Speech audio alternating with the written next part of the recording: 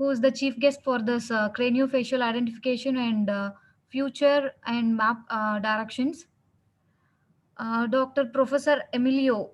He is a forensic odontologist and assistant professor in legal medicine at University of Turin, Italy, and graduated in the University of Bari, Italy in 1994.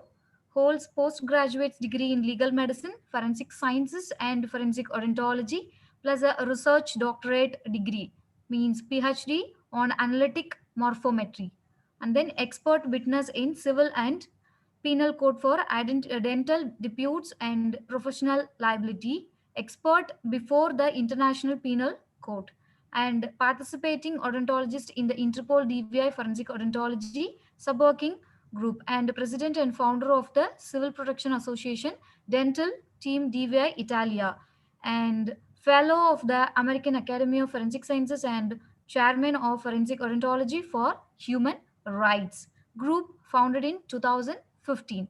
And he presented over 100 papers in national and international forensic sciences conferences and meetings, and he has invited chief guest and guest speaker since 2006 in several congresses like USA, UK, Nepal, Indonesia, Canada, and Romalia too, and among which the Forensic Dentistry session of 2006, FDI World Dental Congress at Shenzhen, Republic of China. And just, I have introduced Sir as a Yes, chief guest here, as a part of Savita Dental College and hospitals, as a part of oral pathology and microbiology department, and as a part of forensic odontology department. I'm inviting you here, sir. thank you, Dr. Abirami, for the presentation. But most of all, thank you for inviting me to open this webinar. I'm very pleased to be here and share this webinar with Professor Aman Chowdhry. I think he's one of the world leaders in the facial reconstruction, and I'm very happy to join and listen to him.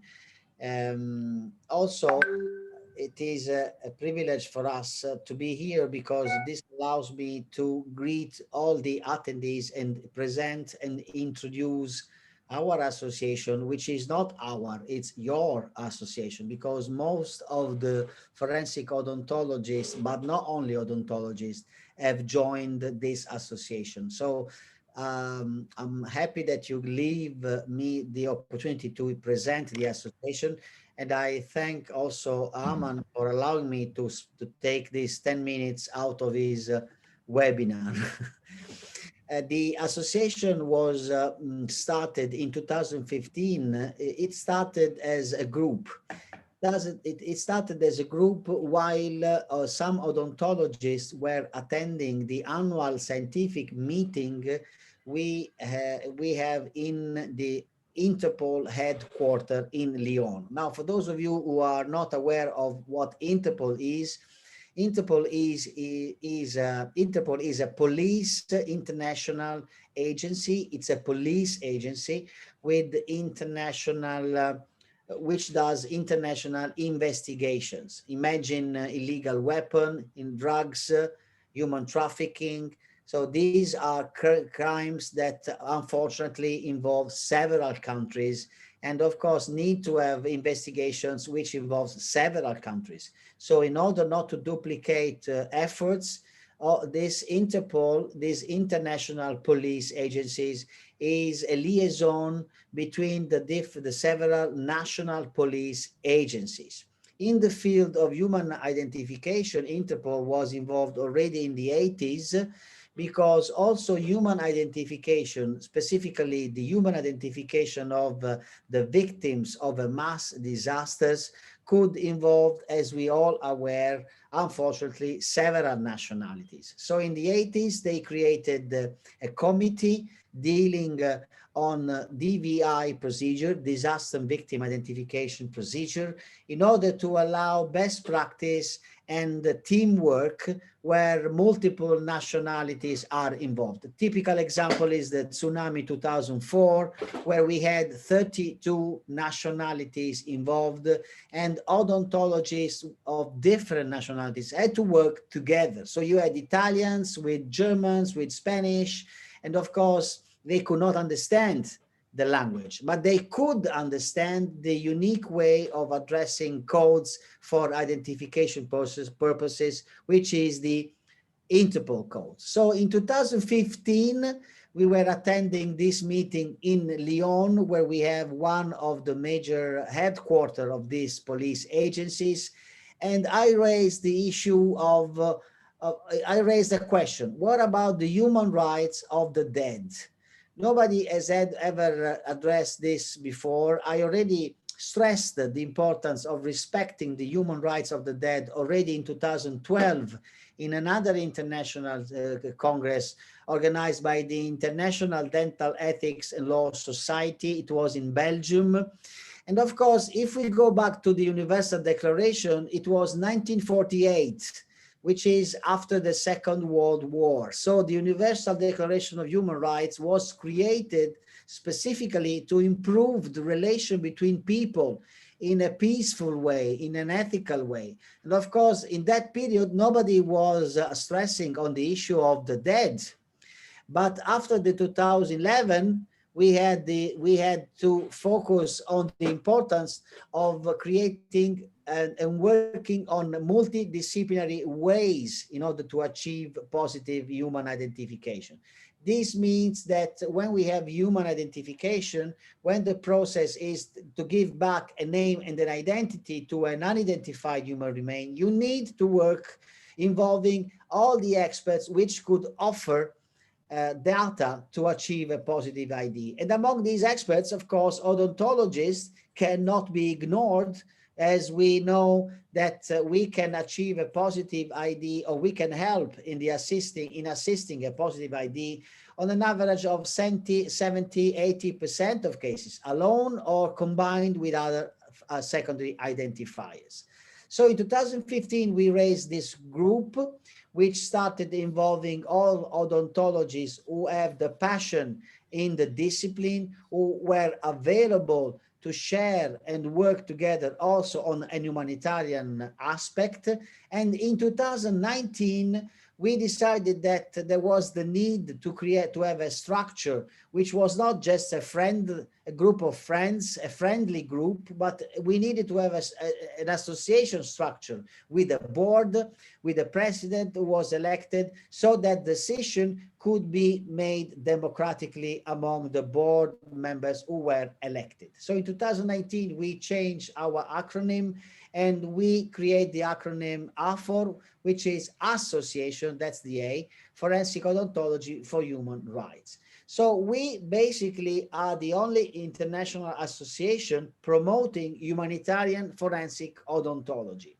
We, as oral healthcare provider, healthcare professionals, we are aware on the need of promoting oral health on people who don't have the opportunity to go to a dentist. I don't know the situations worldwide, but in some countries like Italy, for example, dentistry is mainly a private issue. So people sometimes have difficulties in having access to oral care. So as dentists, we already offer humanitarian assistance in what is called community dentistry, which serves addressing smiles and treating teeth of people or families who cannot support dental treatments. In the field of forensic, we can also act as volunteers.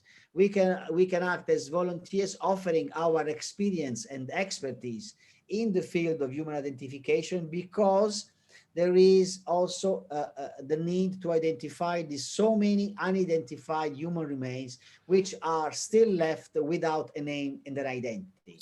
And for those of you who have a juridic background or training, we are all aware that we have a passport because we have a name and a date of birth. If we don't have a name and a date of birth, we cannot have any ID document. So the ratio is, in order to have our rights respected, in order to have the respect of the human rights of the dead, we need to give back to a unidentified human remain, we need to give back a name and an identity.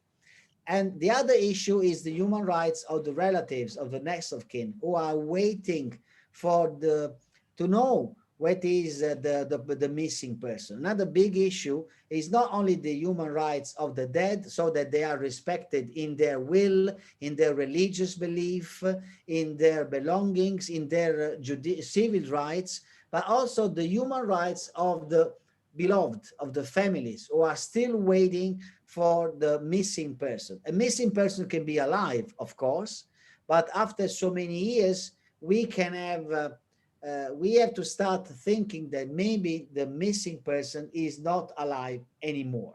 And unfortunately, there are thousands of human remains and unidentified cadavers who are collected. For example, we have so many migrants that don't make it to the other end. They travel from Africa, they try to seek to arrive in the European border, but there are thousands that don't make it to the other end, and they are unidentified and recovered from the Mediterranean Sea.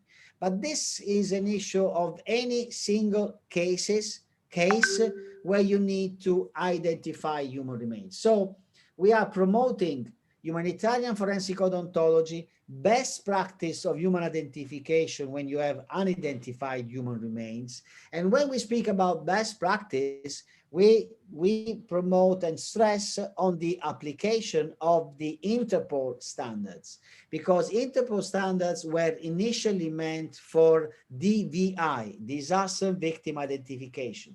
I was there in 2013 stressing on one aspect. We cannot have two ways of managing a human identification. If it is a DVI, this which means multiple casualties, or if we have one single recovered human remain, we should apply the same standard. This means that if we achieve a positive ID, applying and collecting primary identifiers, DNA, dental, and fingerprints, plus secondary identifiers when available, these standards must be applied also in any single autopsy for the purpose of human identification. This is what we call best practices in human identification. And to this regard, the efforts that we are putting as experts go beyond dentistry.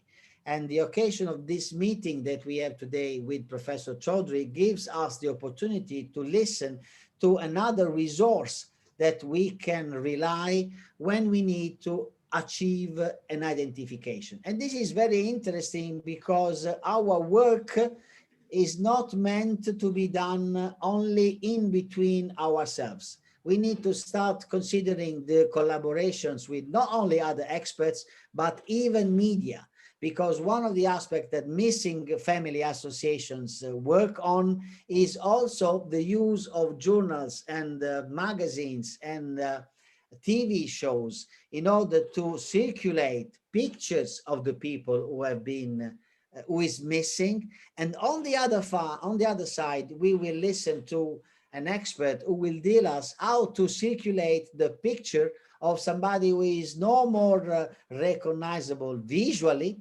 but the facial reconstruction can be, the facial approximation can be a resource when you really need to put all the efforts that you can put in order to achieve a positive ID. And this is very interesting because the concept is not only respect the technical aspect, but also to respond to our conscience.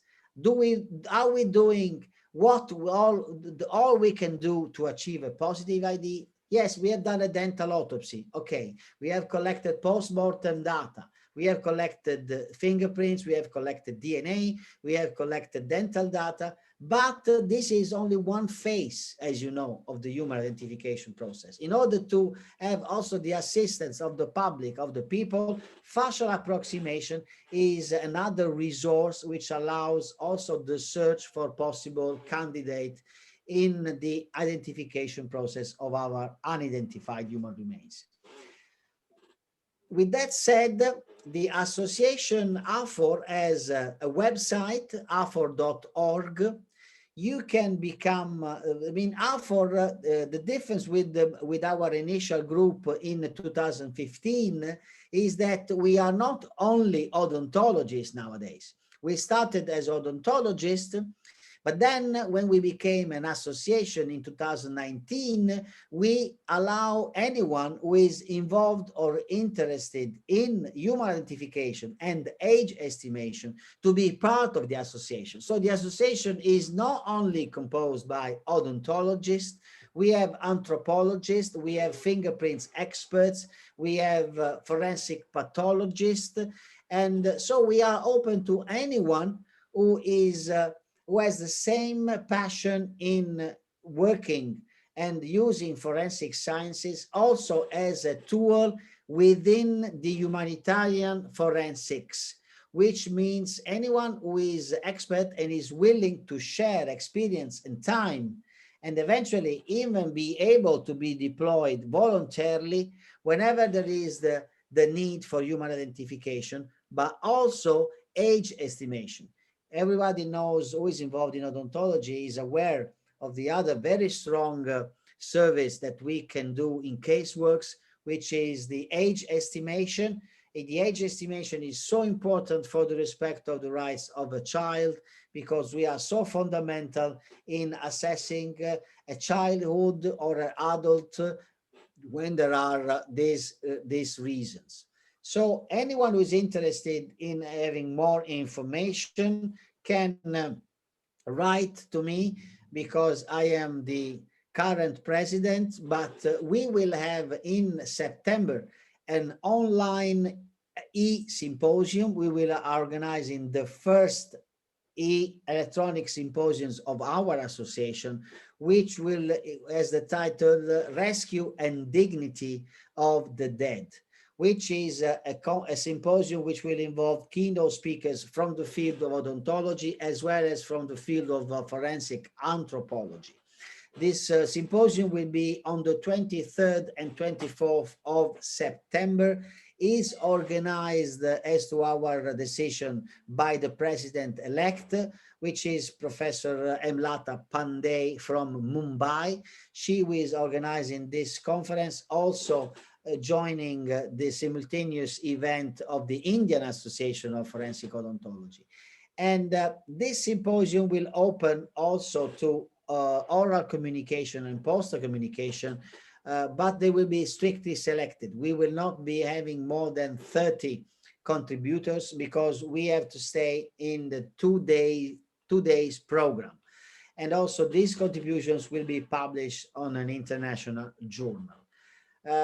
If you are interested to join, or if you are simply willing to know more, you can write to me, or you can follow our social media profiles. We have a Facebook fan page, as well as a profile in Twitter, in Instagram, and also a LinkedIn page, and of course a website. Right now, just to give you a few data about our association, we have reached almost 100 members. We have 30 countries represented because we have members from all countries. Another aspect I have to tell you to complete the presentation is that we decided last year that in order to become a AFOR member, you need to pay a lifetime membership fee of $50. But when I say we, I mean the board of the association, we are also open to evaluate applications from developing countries and void the membership fee if necessary.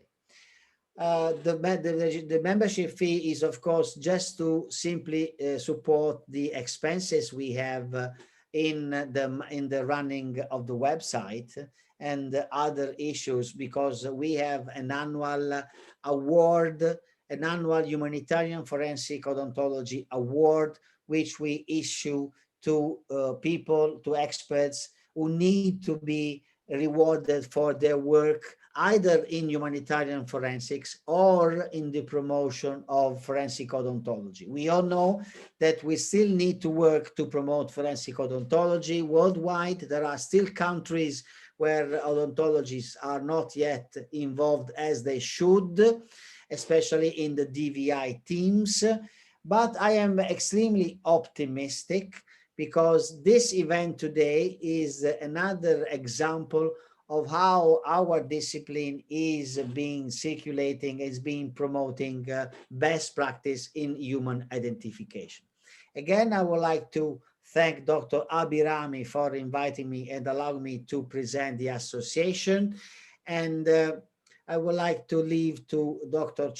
Aman Chowdhry, and I will listen to you. Please excuse me, I will change the connection. Enjoy the rest of the webinar. I am sure you will find what Professor Chaudhry will present extremely interesting, and you will probably be stimulated in following him in his path to this discipline of facial approximation. Thank you again, you, Dr. Abirami, and the staff for organizing this event.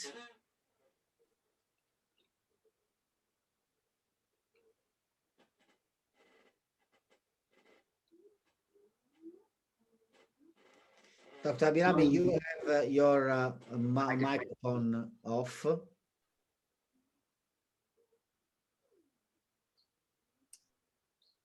Thank you, Dr. Emilio, sir.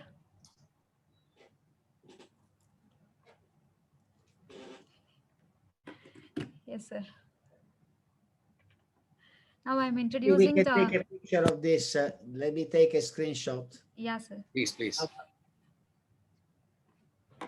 Namaste. Perfect. I'll share it in our media. Yeah, sir. Yeah, sir. Thank you. If you, Samarika, if you agree. Yeah, sure, please, why not? Now we have to be very careful about it.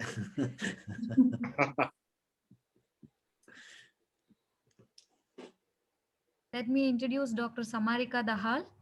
She is an UK trained forensic odontologist who has specialized in human identification as an Australian Awards Fellow. And she is a national and international trained for the past 4 years and having trained over 1,000 participants from more than 10 countries. She is an expertise in mass fatality management, disaster victim identification, and disaster risk reduction. She has organized and participated as invited speaker and moderator in panel discussions and conferences of forensic odontology and team building communication skills related to designed management of the dead and hospital preparedness to emergencies. Also, she is an expertise and she has worked as regional expert in various government institutes and NGO and INGO to provide them knowledge and skill under capacity building projects of South Asia also. She is currently vice president of Nepalese Association of Oral Pathology and she is a member of disaster victim identification team Nepal since 2011 and currently working member of Interpol disaster victim identification sub-working group. And other than that, she has numerous publications and books contributed chapters in international and national journals. We are welcoming you, ma'am, here to this platform. Thank you. Thank you for having me here. It's been a long time. It's such a challenging time, and I think it's so good to be back, to be reconnected to friends and discuss about forensic odontology and take one step closer to the dignified management of the dead. So I'm happy to be here, and it's such a pleasure to be here. And it is also such a pleasure to introduce our Dr. Aman Chaudhary, who's a star and expertise in craniofacial identification. Dr. Aman Chaudhary is a professor at Department of Oral Pathology, Faculty of Dentistry, Jamia Millia, Islamabad, New Delhi. He's been actively involved in academics and research since 2004 after completion of his MDS from Pune. Dr. Chowdhury has a PG diploma in hospital management from National Institute of Family Welfare and Health, New Delhi, and is a fellow of Indian Board of Forensic Odontology. He has been trained in 3D and 2D forensic reconstruction at Central Forensic Science Laboratory, Chandigarh, and 3D computerized forensic reconstruction from the University of Tübingen, Germany. He is the founder secretary of Indian Association of Craniofacial Identification and is Secretary General of Indo-Pacific Academy of Forensic Odontology. He's co-authored many papers in peer-reviewed international and national journals in his specialization. He has traveled around the globe for his academic ventures and passion for interdisciplinary approach towards forensic and allied sciences. So he's been there, he's been around, he's everywhere promoting forensic odontology, and it's such a pleasure to have you. And thank you for having me as your moderator. It's always a pleasure to listen to you and learn from you. Thank you so much, Dr. Samarika.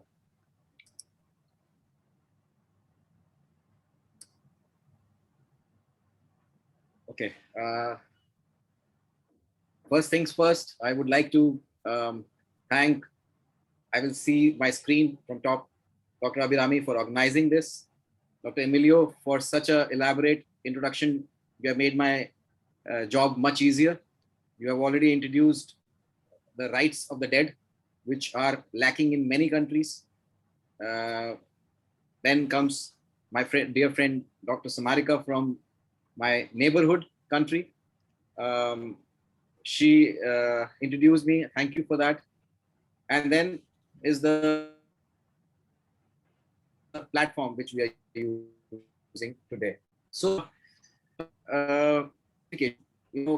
everything, everybody asks you whenever you're traveling, where is your ID?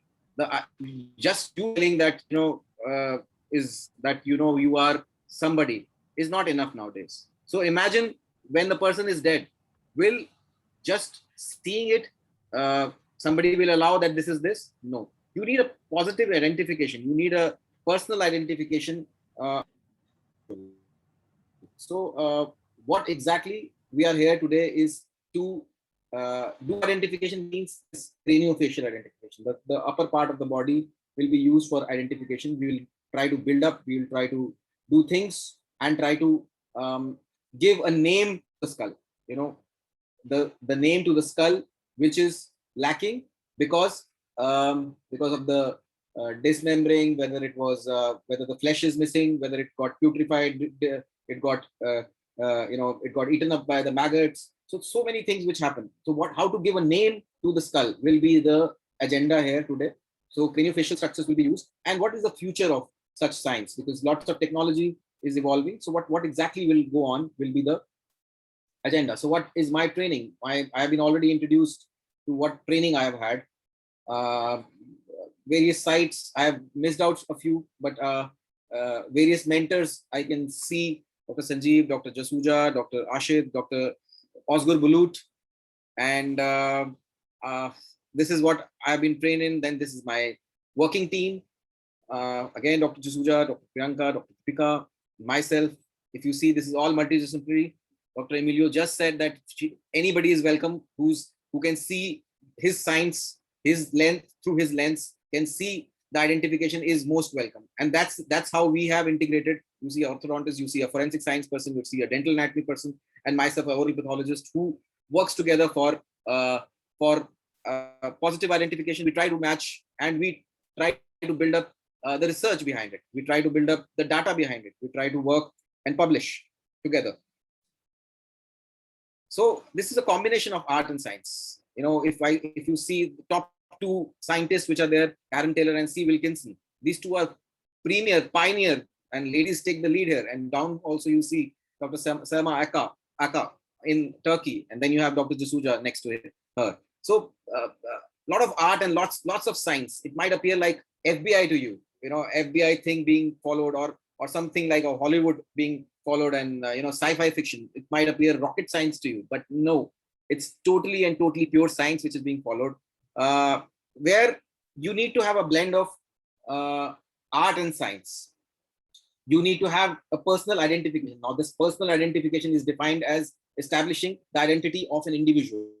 The need for personal identification arises in the cases of, that there can be natural disasters, there can be man-made disasters. Now, the need for personal identification is there. Now, this can be due to earthquakes, tsunamis, landslide, man-made disasters, terrorist attacks. You must have heard about Björn Singh murder, the bomb blast. You must have heard about Rajiv Gandhi assassination. You must have heard about, I'm talking about Indian, you must have heard about Nirbhaya. So these all were requiring some kind of forensic odontology, some kind, even Virappan. His identity was established through his ear. So a lot of forensic people are very street smart. They will use anything of yours as an ID. So that's what is the basis of identification. And in craniofacial identification or build up, what we do is we use the framework. The framework is the skull. The craniofacial bones will be used as the pivot on which we work on.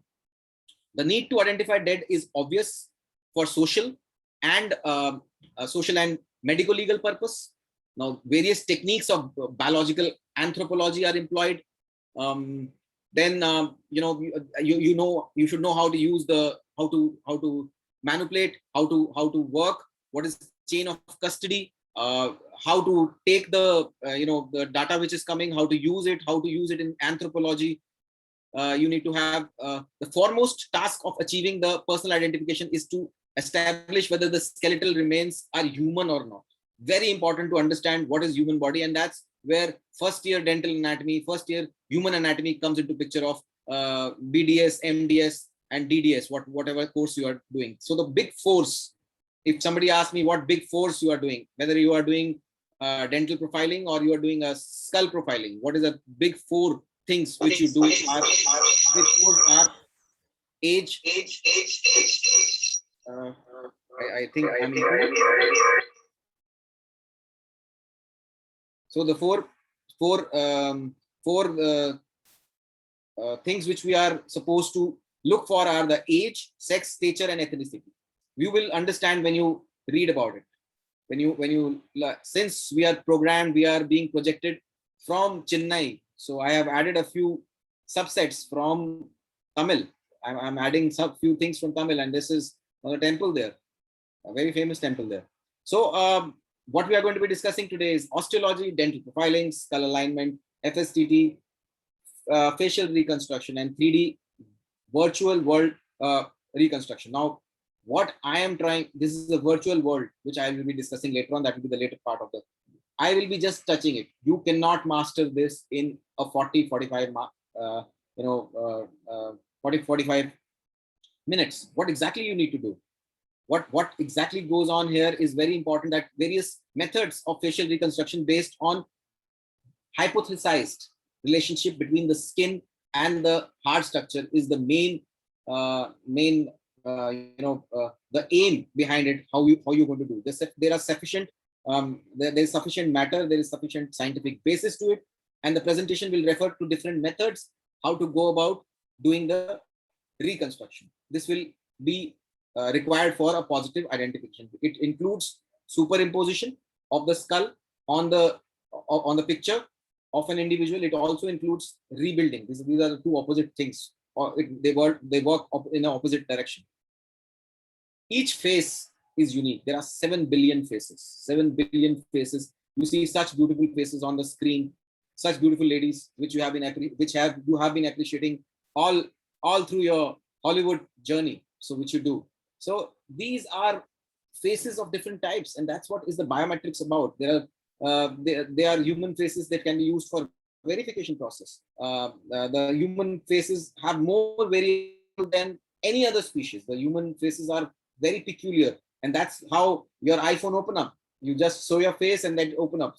So that is important. You should be. And when we discuss, various domains are there. There are physical anthropology, forensic anthropology, facial anthropology, archaeology, forensic art, anatomy, craniofacial identification, forensic sciences, forensic dentistry. So many things open up. So many things. So many people. So many domains can look at the same thing by a different lens, whatever you are trained in. So various science can be applied. So can you establish the identity just by seeing the skull?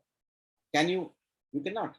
Even the best of the people who are experts, it takes time for them. It takes 70 to 80% they can match, or maybe lots of science in. So now you can identify. No, you cannot. This is a personal identification you can do. So this is also not the way. This is also not the way. So what to do?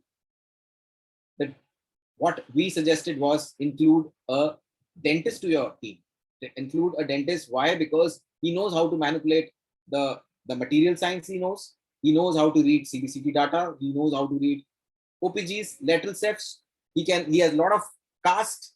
He knows what it looks like to feel. So I presented a paper. I got it published as well.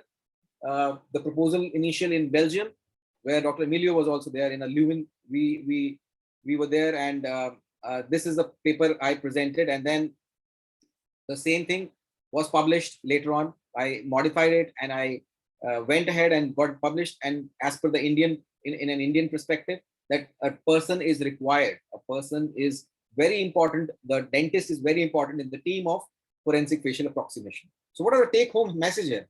Firstly, the dentist require to be placed in the team of FFA. Then FFA is a blend of science and art. It establishes basic processes of 2D and 3D where you can be involved, a dentist can be involved.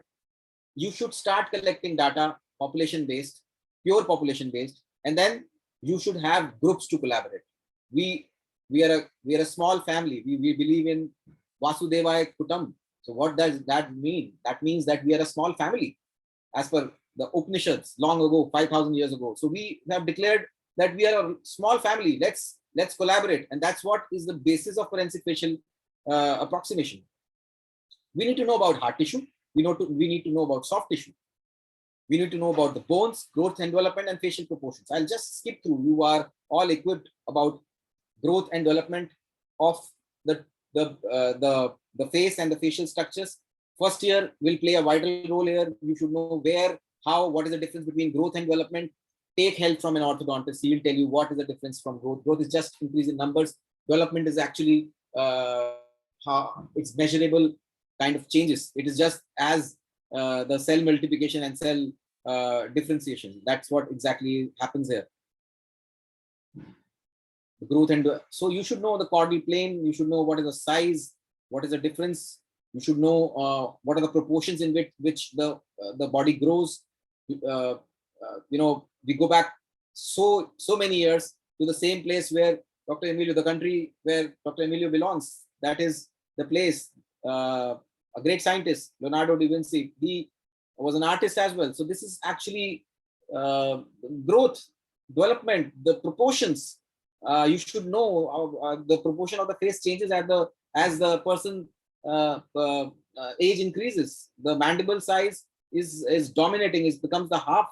The lower half becomes the half because most of the skull growth has already taken place. So you have to draw in proportions. You have to work in proportions. Here you should know that there are some headgears which are there. The headgear is responsible for various kind of gradients. The most probable, they are required for the taking the support of the skull and pulling the jaws. So very important that you should have a history. What exactly? And there are something called as Bolton analysis. There is Bolton brush. There is Michigan growth study which happened. I don't expect you to read all of them, or you need to study all of them. But what you need to understand here is that you should be aware that such things happen and you should involve an orthodontist in this. Percentages of growth, the kind of growth takes place, in what direction, what it looks like, how the mandible grows downward and forward, how the skull grows forward, how the expansion of the skull takes place, especially the craniofacial bones, is very important here. That what happens here. You should know how. I believe that when you're studying in first year dental, the general anatomy, the general growth, or maybe the growth and development of skull, of mandible, the how the development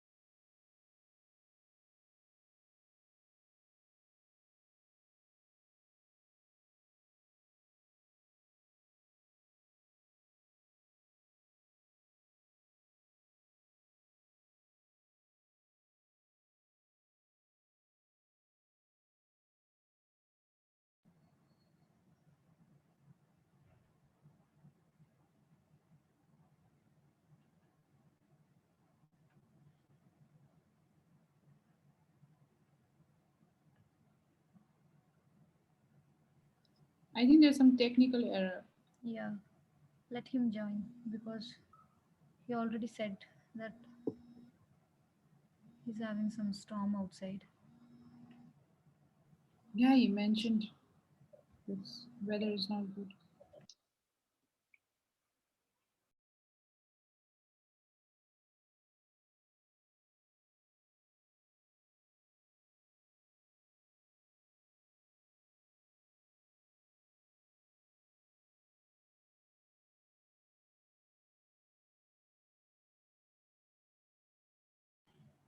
Yes, ma'am. Let him join. Yes, ma'am. Now tell me about DVI, how it is working in Nepal. Okay, Nepal. I started doing this DVI work since 2011. Yes, ma'am. From the point of plane crash that occurred in Nepal, that's how my first exposure of DVI. Since then, we've had earthquake, we've had flood, we've had plane crashes, we have so innumerable incidents where I had the opportunity to work with the team and do the noble job of identifying the dead and handing over to their loved ones. It's quite a challenge, lot of work, blood and sweat, but the end result when you hand over the body, that's no joy more than the happiness that you see when you actually receive the body. Now we have him here.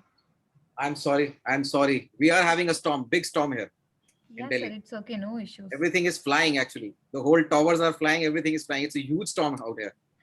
Still, you are managing. You're rocking here. Yeah, I'm so good to have you back. Okay, I'll start with where I was. Yes, sir.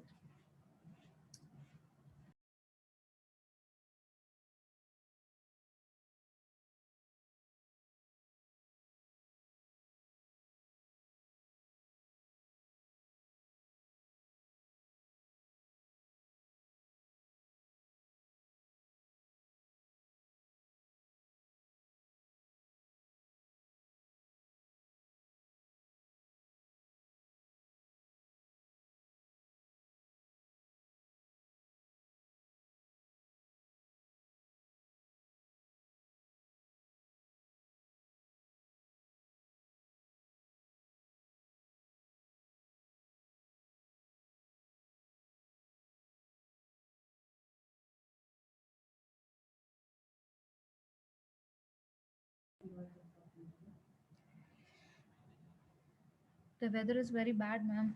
Still here also, it's like.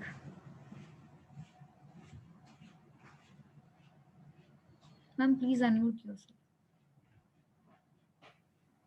Yeah, I think it's very bad weather out there. Yeah. Since morning As it long was as, like that. as long as we have him back, that's okay. He will be back. See, like since how many cases you have done, ma'am? Oh, cases like a lot of them. Which is your challenging case you have faced? Still no. I think the most challenging ones are the ones that are unidentified human remains, where it's everything is open. You don't know the and skeletonized remains that they retrieve from the avalanche. Oh, So the only thing that remains is the teeth. And there's so many nationals who go missing, and the antemortem data comes through Interpol. So you actually sit and break it down, and then okay.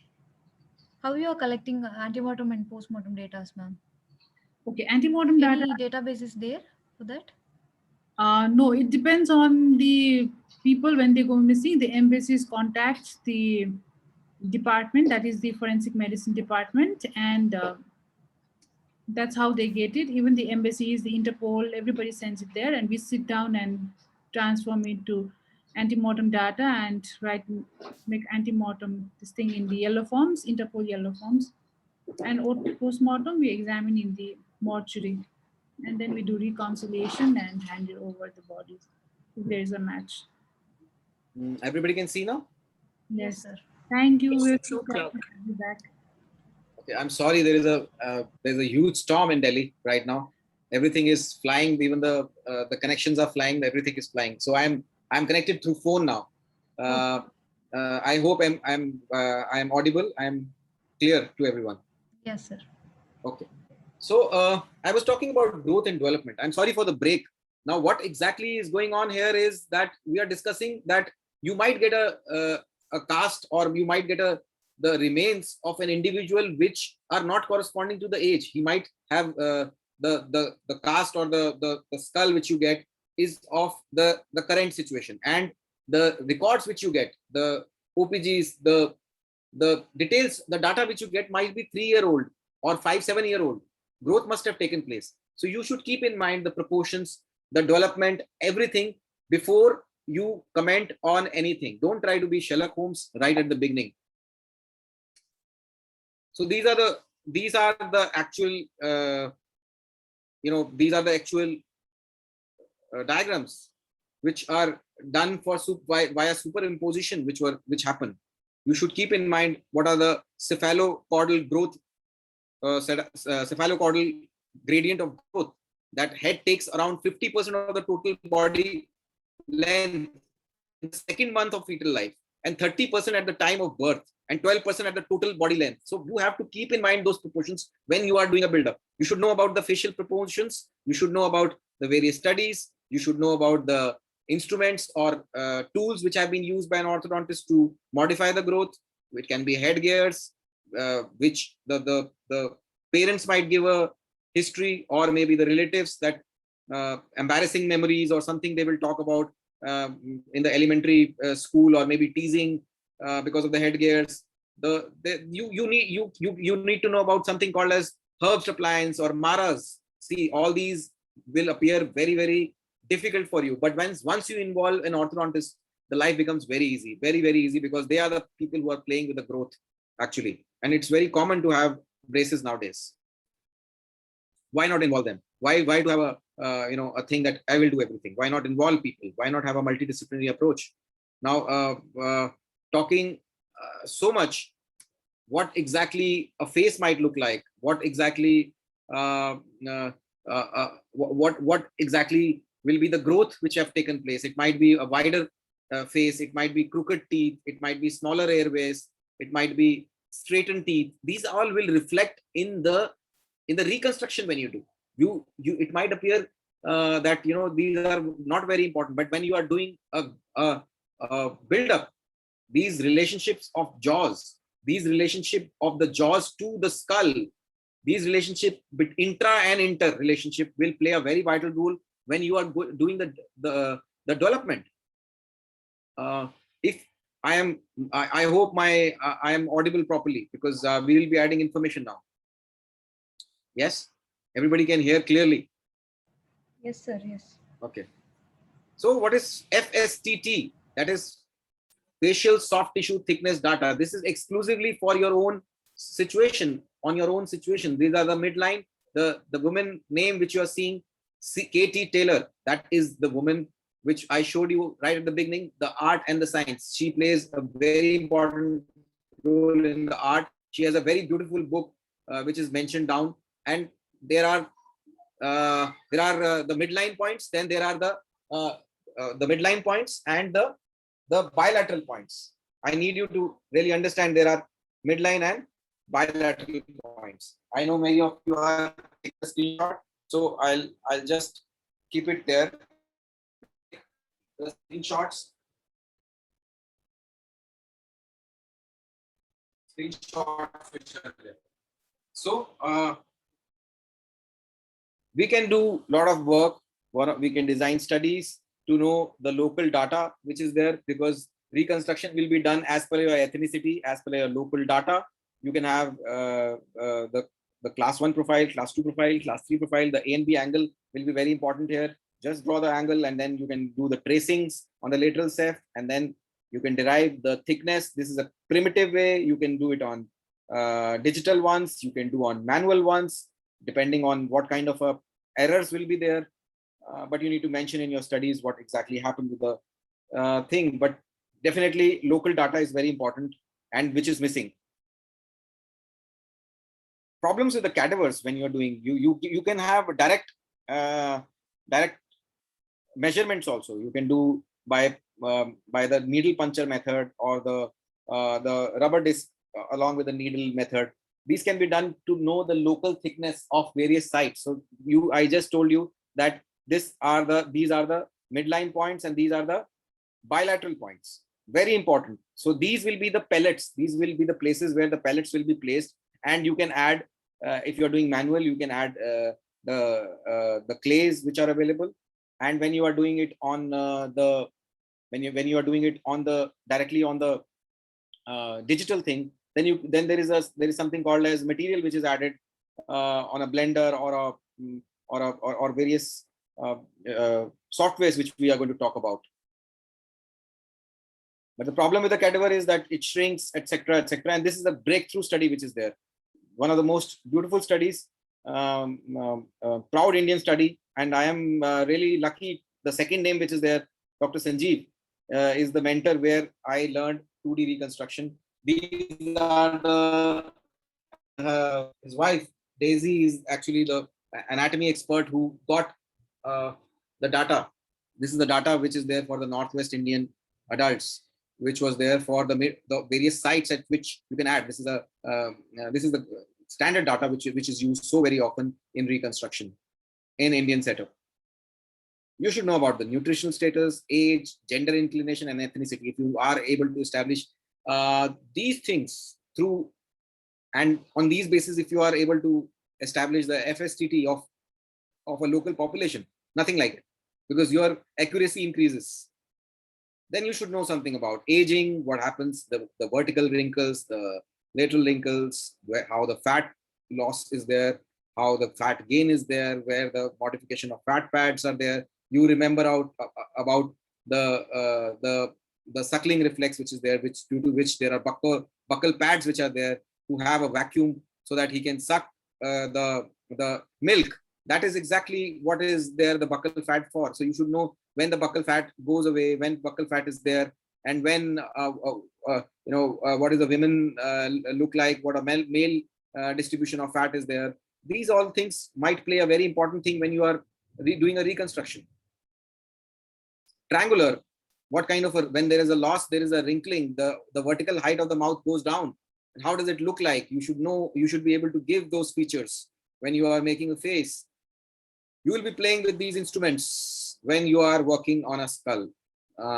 You can again take screenshots and find out what exactly these instruments are. For a forensic person, for an anthropologist, it will be a cakewalk. It will be very simple, but for you, finding out will be difficult. One of them is a goniometer. One of them is a vernier caliper. One of them is a sliding caliper. So search about them and how they work, because these will be your instruments when you are doing research or you're doing actual translation of that research on skulls.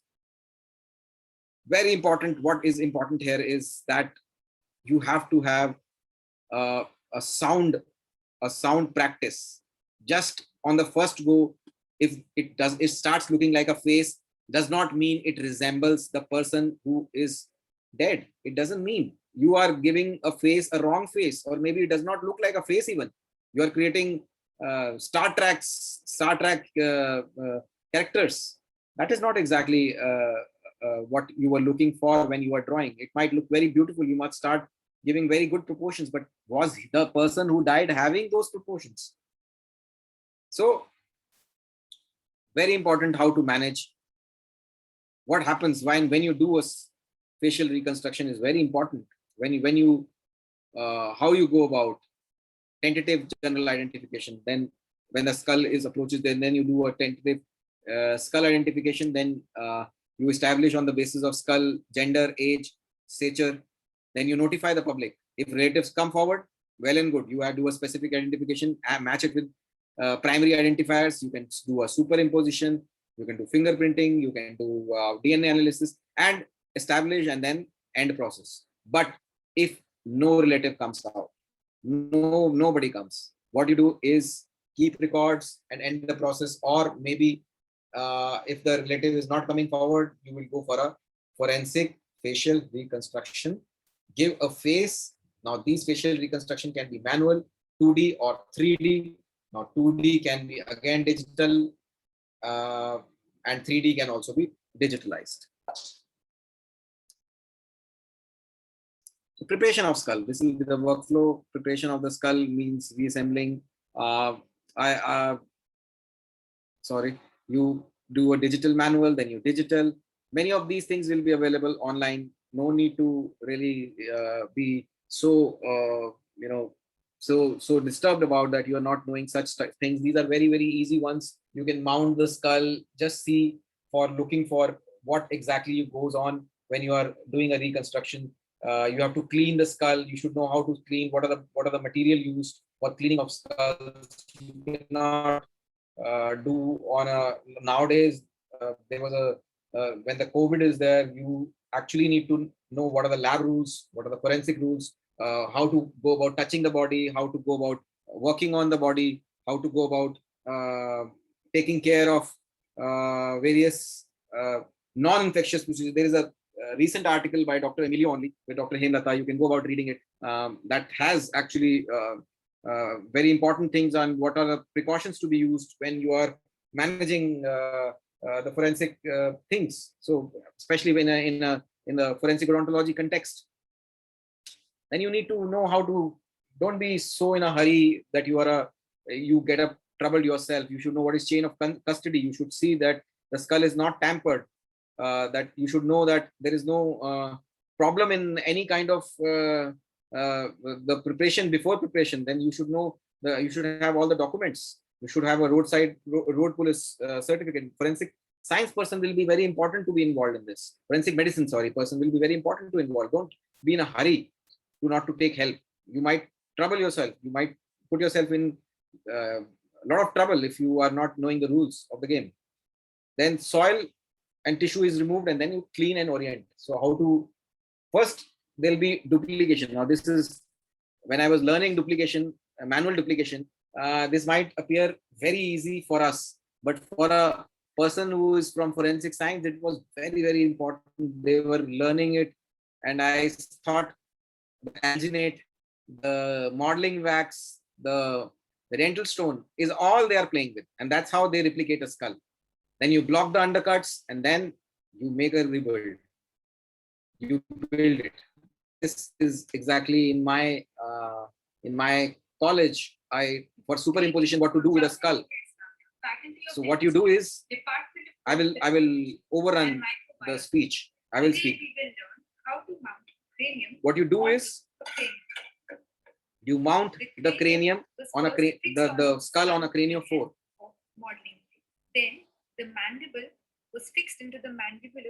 You fix the mandible with the fusion was set after consultation with an orthodontist. The mandible is fixed with the skull, the cranial base, and then what you have is the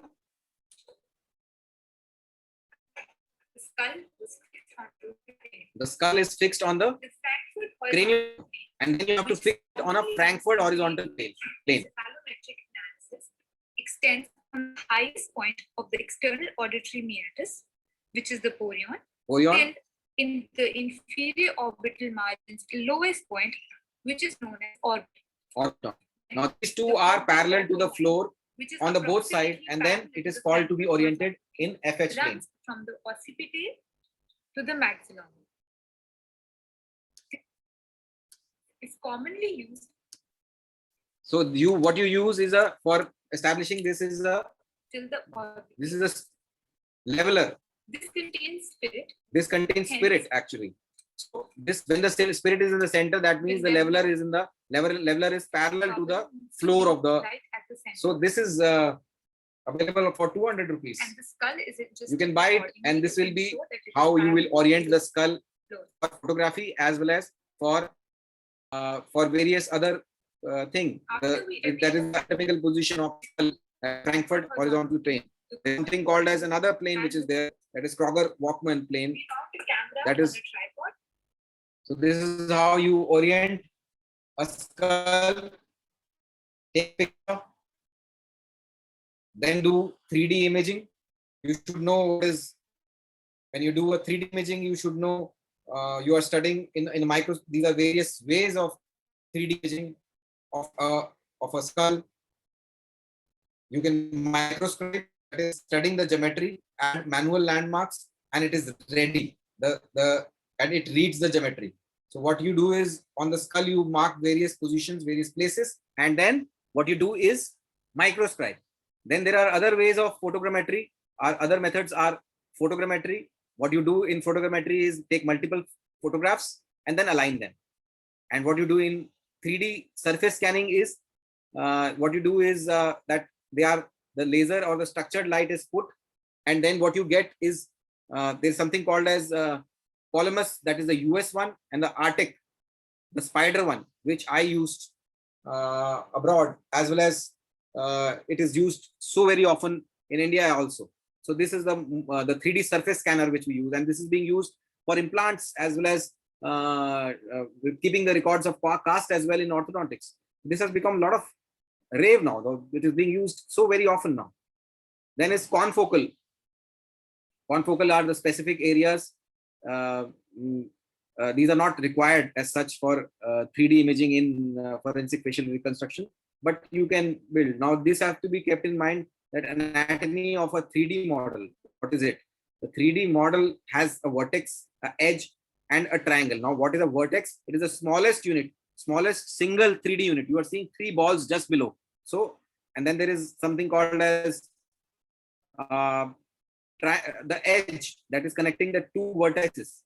And then there is a triangle. A triangle is formed by 3 edges. Then you have face, then you have the more number of dots you have, the more is the detail and the accuracy. But the size of the file increases the more you are. Then there is something called as 3D scanning, which is done. 3D scanner, just you need to know what exactly it does. It puts a it can it puts a pulse based also, it can be there. Then there is also. So these are the exactly. Then there is something called as the scanners, the dome one. This can be done with the phone. Search for the application. There is a free application download is there. You can go about designing studies. You can even scan tooth nowadays, scan casts with these, and then give a print to it. This is the next engine which is there. This is the Arctic spider which I was talking about.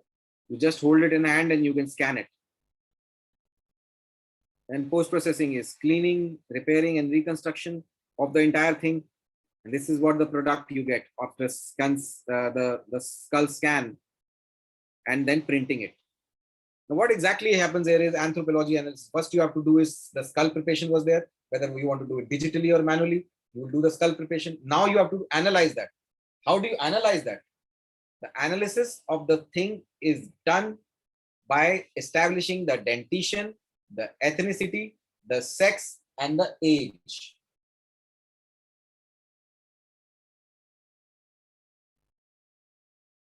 Everybody can see what exactly is happening. You need to know about the contours. Very important to know as a dentist. You will mark when you're doing rebuilding. You will take biological notes which are there. It is very important. Your biological notes will play a key in reconstruction. Otherwise, it will not be scientific what you build up. Sex determination from skull. You have learned about it, how a skull looks like when it is male or a female. Male skull is more squarish, large, prominent. Now, what is that? It is more broad. It is having a acute.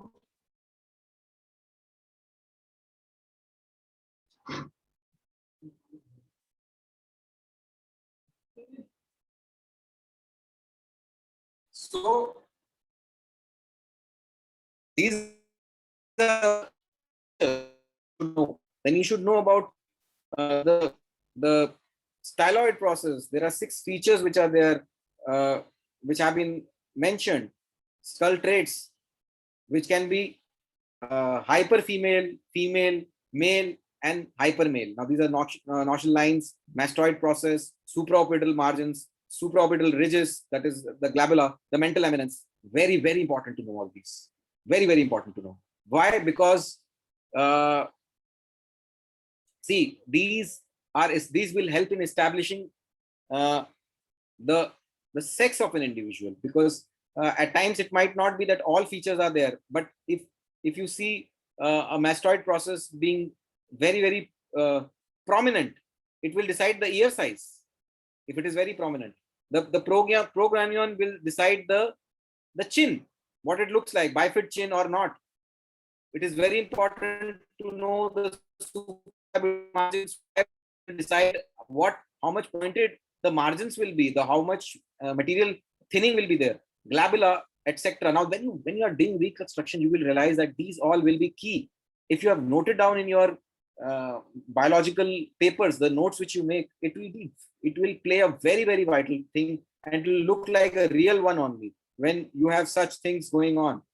So you have to mark it very female, neutral, male, very male. So, or maybe hyper male. We have just in 2018 we have written a book where the chapter is there. This chapter is written by my colleagues. This chapter, if you read, you will realize that a lot of orthodontics, this is written by an orthodontist only. So you will realize how much osteology is being, and a forensic science person, of course, 2 people were involved in this. So this is very important to know. What exactly goes on in the application of the osteology. Whatever is the hard structure will be reflected on the soft structure. That's what is the basis of this. So socio ethnic anthropological groups, Caucoid, then there is Negroid, Mongoloid, Astroloid. Basically, we will deal with the first 3 only. First 3 are Caucasian, Negroid, Mongoloid, or in other words, European, African, and Asian. That's how we tend to remember it. Everybody is listening. I don't see anything on the chat, so I hope everything is clear. Yes, sir. Everything is clear, sir. So we proceed. Yes, sir. Okay. So how the ethnicity will be established? See, now it is as I said, now we are a global person. Everybody is a global person. Anybody can be found anywhere. A Nepalese person can be found in India. Indian person can be found in in Europe. A European person can be found in Australia, or Australian person can be found in Asia. So we need to know how a Negroid skull or a Caucasian or a Mongoloid skull looks like. Very wide nose, flat, or what kind of a dentition is prominent? Where do you see bimaxillary protrusion? Where do you see very prominent gonial angle? Where do you see boxy orbits, angular orbits? Where do you see tortuous cranial sutures? Where do you see a tent-like nose? Where do you see the flat nasal spine? All these will be critical when you are noting. I'm not going, it will be beyond the scope to tell actually how to determine. It is separate training which is there. So you need to learn those things which you forgot in first year about what a skull should look like when it is a male, a female, and what it should look like when it is a Caucasian, Mongoloid, or a Negroid. We from India are very heterogeneous. We might have few features of some and few features of some. So you need to know what a depressed glabella is and what a rounded orbit is. So because that should reflect, those features the features should reflect in your face. You should know about cranial index, dolichocephalic, brachiocephalic, long-headed, medium-headed, short-headed. Now, why do you need to know them? The cranial and the facial index is very important because they will decide the face, the narrow face, the medium face, and the wide face. Very important to know, because these will determine how the person face will be looking like. exactly what we are seeing. This is a workshop. This is from a workshop which we did. What a face will look like. A narrow face, a round face. I think these pictures will wake you up. A lot of grossness I have shown. Now these are beautiful faces. Might wake you up. Don't ask me names of the person are there, because you will be knowing their biography more than me. So what exactly goes on? How it looks like? How the age progresses? It is very important to know the age from the skull, right? So we have determined what? The sex, the ethnicity. Now comes the age, which is again technical. It depends on the suture. You should know how a suture fused suture looks like, how the infant skull looks like, how the sutures evolve and fuse, how you determine the age, how at what age the lambdoid suture fuses, the sagittal, the cornal, the lambdoid, the squamous. I know many of you are noting down. So you should keep in mind what to learn. I'm just giving you keywords.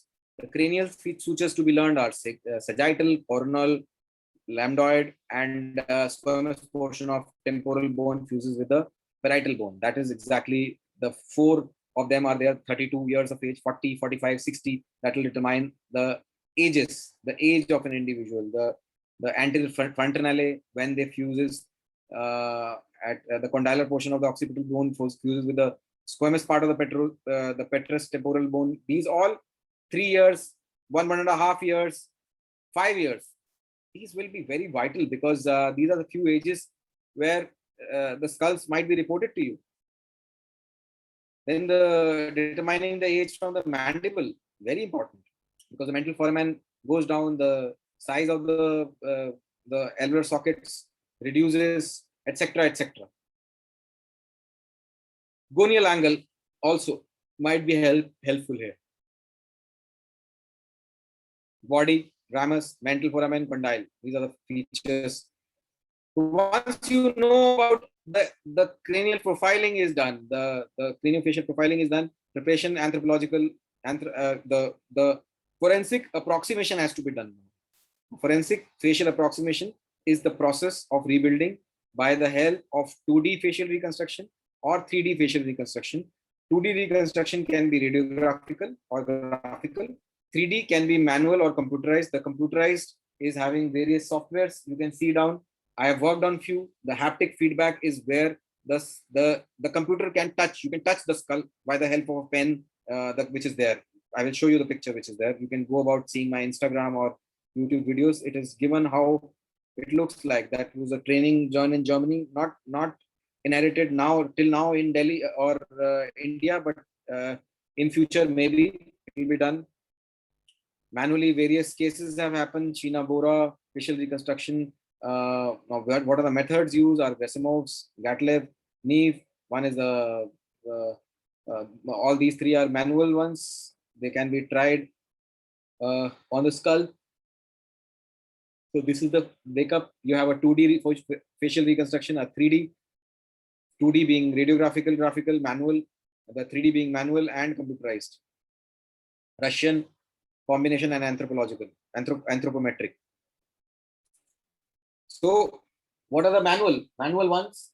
Determine the sex of the age, cutting the depth markers. I have shown you depth markers.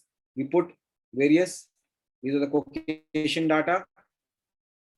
We can have your local data, and then we start to build a nose. Here, Christopher Rand is the person who has worked on it. You should know, read about it.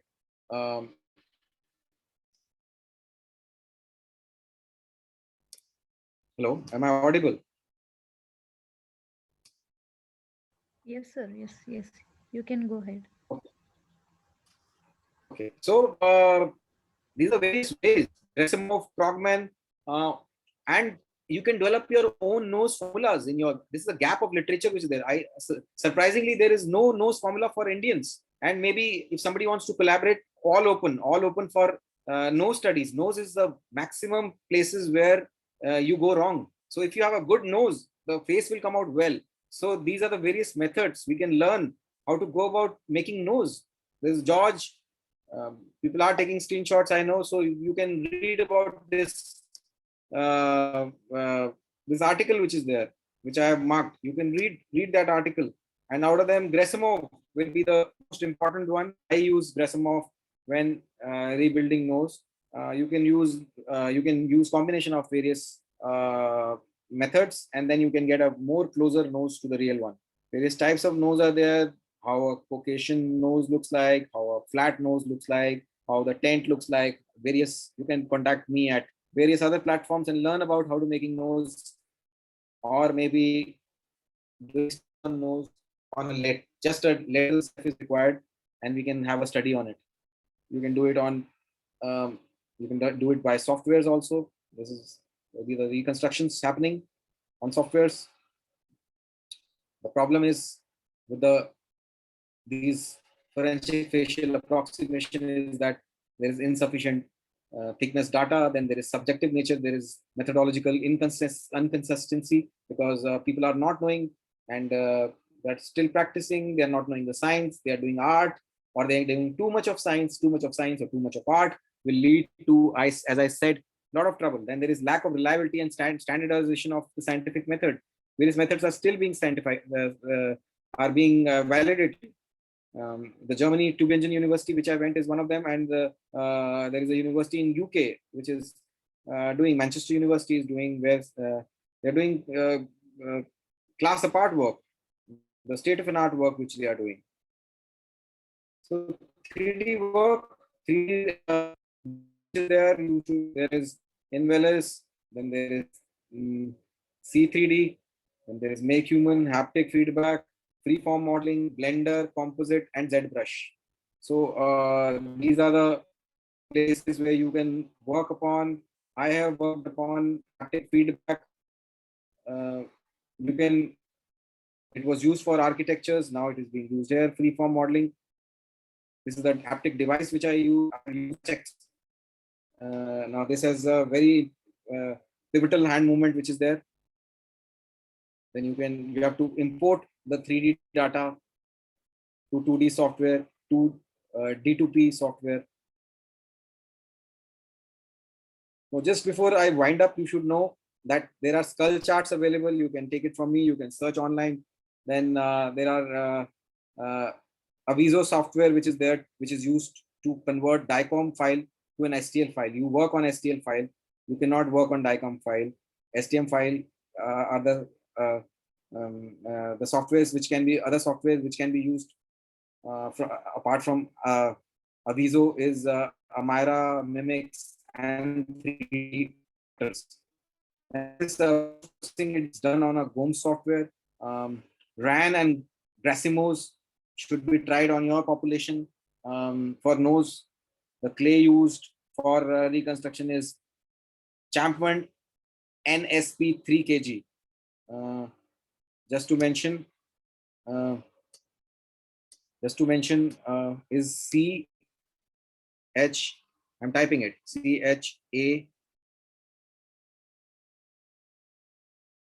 VANT.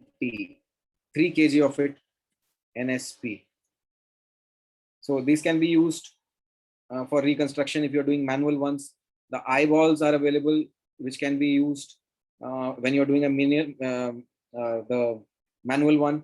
The size of it is 24 mm in size. You should when you are buying it, see to it. They are available with the ophthalmologist also. You can go about asking him where you can buy.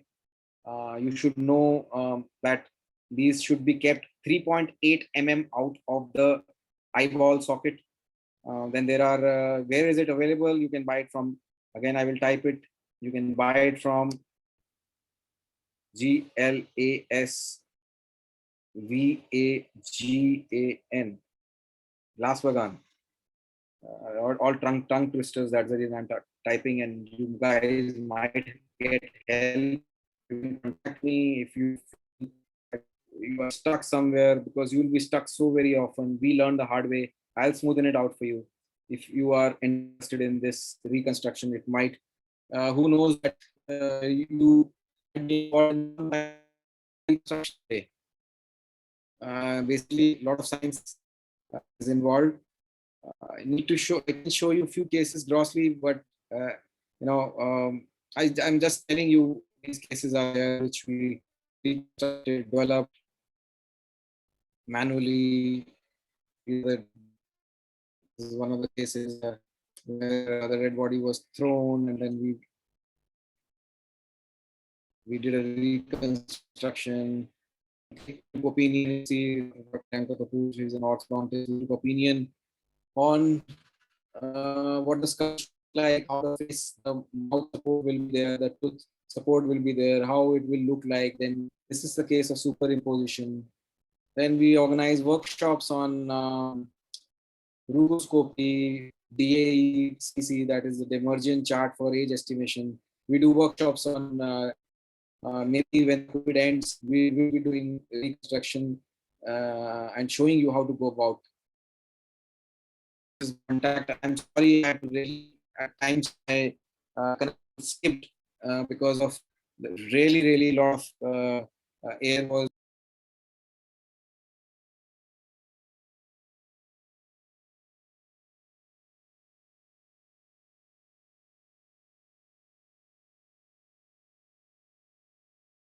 Everybody can hear me? Yes, sir. Yes.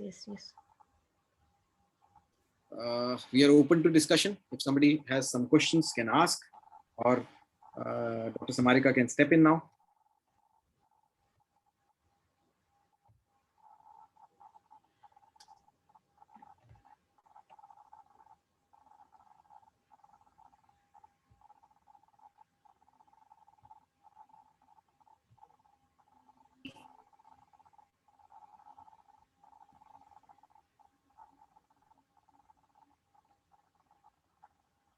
Yes, any questions?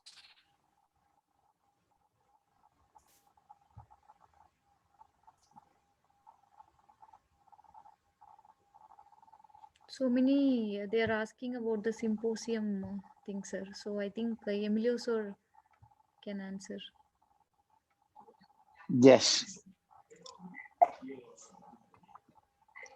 So what is the, let me change the video.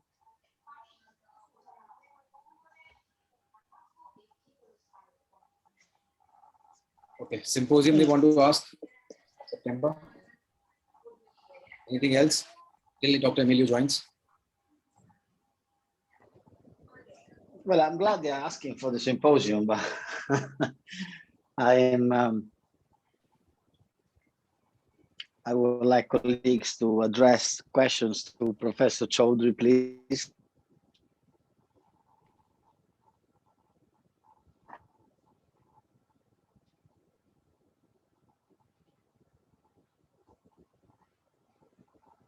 Dr. Emilio is stuck. Till the time we get questions, you can ask. You can explain about the symposium coming up.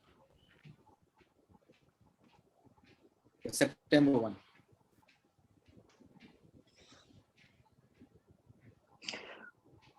So do you want me to, let me read. Okay, let me read.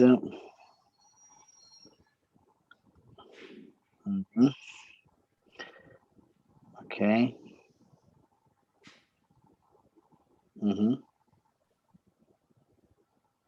Well, the symposium is going to be online. I have shared on the chat the pre-registration link. It's a form where you have to write down your interest in attending it. And initially we were going to have it physical. We were going to have it in Mumbai. I was ready to take a flight. But unfortunately, as you know, the situation has a little bit changed, and it will go online. We will have also some workshops, and the deadline for the submission of abstract will be the 5th of August. And we are discussing the keynote speakers we had already several colleagues who said were available, but now we have to consider that we have changed a little bit the program because of the online modality. If you follow the website or if you register on the form I've shared in the chat box, you will receive updated information. I would like to congratulate Professor Chaudhry for the excellent presentation. I had no doubt he would have satisfied all expectations. So thank you, Aman. Thank you, Dr. Emilio. Got a I question think there are questions like popping up. yes, areas of research where we can attempt regarding ethnicity. I think out of the 3 profiling or the 4 profiling which we do from skull, the ethnicity will be will have lots of, actually it has lots of gaps. The gaps being created by various caste systems. There is something called as ASUDIAS caste system which is there. It utilizes the tooth, that is Arizona State Dental University caste system which is there. It was Richard Scott who invented this in maybe it completed 50 years of its existence. You can go about using that. That is one of the areas of ethnicity. Then ethnicity on the skull, if I see an anthropologist is best equipped for designing the ethnicity, of telling the ethnicity. Why? Because he knows what a tent look like, what will be the broader nose look like, how the flat face looks like, how and it becomes very easy for a person who's from ethnic background. Now, if you ask me about the research areas, see, you require a multi-centric study here, and it can be done in India itself because we are having a Mongoloid population. We are having somewhat. I should not be quoted as a racist here, but I am being an anthropologist, so I am telling you we are more towards a mixed heterogeneous breed. But then you can have European data compared with something like East Indian or maybe South Indian. There can be various studies which can happen. So a lot of scope of studies is there. You can have a local. I will advise the most important thing is you have a local data to yourself. Have a general local data to yourself. That will be the best research which you do. That will be the best contribution you can do. You should have a local data which is there. And such symposium which are happening will be key here because a lot of data is generated and presented here. If you have a central repository and you are using those data, you will get a very good reconstruction as well as it will be helpful in forensics as well, forensic dentistry as well. And I think there is one more question. Yes. It is about ASUDIAS. Like, yes, are we still following SDAS method or is there any simpler or economical modified? ASUDIAS method has been there for 50 years, as I said. Now is the time is the CASUDIAS, that is a computerized ASUDIAS system which is there, which is very, very important. You will see recently 2-3 publications on it. And we invite people to work on it. My hands are tied. Actually, I've taken so many projects. So my hands are tied, but I'll be happy to help someone who volunteers for ASUDIAS. ASUDIAS cast, I'm lucky to have ASUDIAS casts with me in my university. The bar is open, the thing is open for everyone. You can use those ASUDIAS casts and utilize it for your own local population. You just need to have cast, take it from an orthodontist, take 100 casts, 200 casts, have a pilot attempt and know which traits are the crown traits of tooth are available, are repeating. Especially, I will tell you, the cusp of Carabli itself can be a single study. Shoveling of teeth can be a separate study. Now we are going more towards forensic odontology. We are not going towards where I want you to lead, actually. Okay. Anybody else? Sir, actually, I have a question. Like now comparing to manual method, how the 3D printings and all, how it is useful, sir? It is really like, I just wanted to know. When I went to Germany, to Osgood, or I interact with people, the first thing they ask me is, how many years you have been doing manual? I said 2 years. You come after 1 more year. At least spend 1 good year in doing that. So jumping to that expensive part, because that is just a luxury. This is necessity. You should know anthropology. You should know the basics. You should know what is the feel of a mouth, what is the feel of the skin, how much is the thickness, how a male skull. Start comparing faces. I think Dr. Emilio has an article of identify biometrics of smile, and he has some ID project he has started. That is exactly the basis of biometrics. You should be being a forensic person, you should be able to fix faces, and that is most important. I think spend time in manual, then think about very advanced techniques like 3D reconstruction by digitalization, which itself requires lots of investment. Since we have mixed population, how can we specify a single person, sir? Like since we have mixed with so many.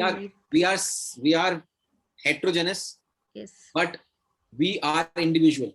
We have established our individuality through years. So if you see this part, we have inherited features of everything. We have inherited features of everything. We are peculiar. We need thickness data of our own. That is the most important, whether it is dentistry, whether it is anthropology. We require data of, because Europe has done itself. Europe has its data. America has its data. Brazilian population has its data.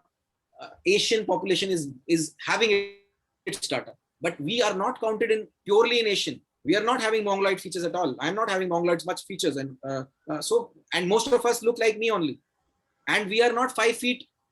We end at 5 feet, 5'6". Our face structures are like that. And European, where I went to Croatia, I was dealing with giants, and I was a Lilliput there. So this is the difference between the stature. So you need to understand that very important to know the stature of the bones as well as the teeth. Don't go blindly reading Wheeler's. Yeah. Wheeler's is having data which is European or Caucasian. You are not supposed to follow that. You will start building up 13.5 size of the crown. It will start touching the upper crowns. So your restoration will be wrong, first of all.